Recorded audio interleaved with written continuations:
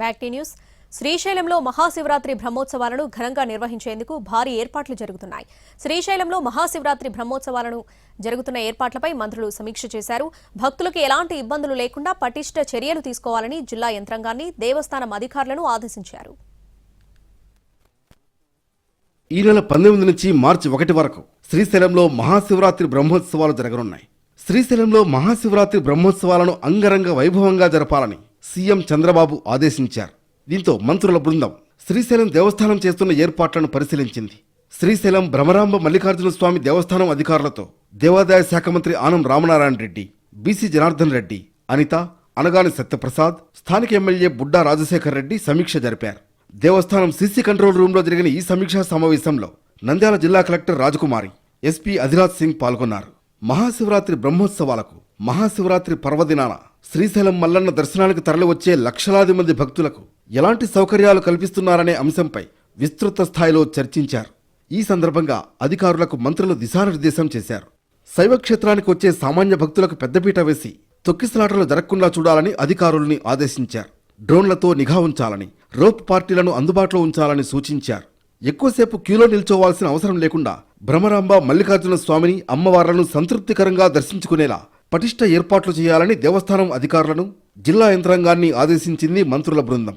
భక్తుల రద్దీ ఎక్కువగా ఉంటే వీఐపీల దర్శనాలను అరగంట సేపు తగ్గించాలని సూచించారు మంత్రులు.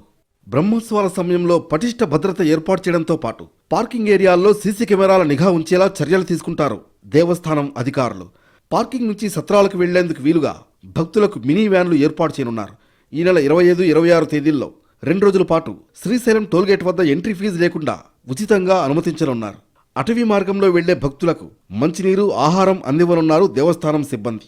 గతేడాది కంటే ఈసారి 30% మంది భక్తులు ఎక్కువగా వస్తారని ఆశిస్తున్నామని, అందుకు తగ్గట్లుగా ట్రాఫిక్, పార్కింగ్ సమస్యలు లేకుండా చర్యలు తీసుకుంటామన్నారు మంత్రి ఆనం రామనారాయణ రెడ్డి. ఉత్సవాల్లో ప్రధానమైన 4 రోజులు భక్తులకు ఉచితంగా లడ్డూ ఇవ్వాలని నిర్ణయించామన్నారు. సౌకర్యం చాలా ముఖ్యం. సామాన్య భక్తులకి ఎక్కువ సమయం కేటాయించండి దర్శనాలకి అని చెప్పి సూచించాం. ప్రోటోకాల్ దర్శనాలు అవసరమైతే ఒక అర్ధగంట తగ్గించుకొనైనా సామాన్య భక్తులకి ఎక్కువ అవకాశం ఇవ్వాలి అనేటువంటిదే మేము తీసుకున్నటువంటి నిర్ణయం.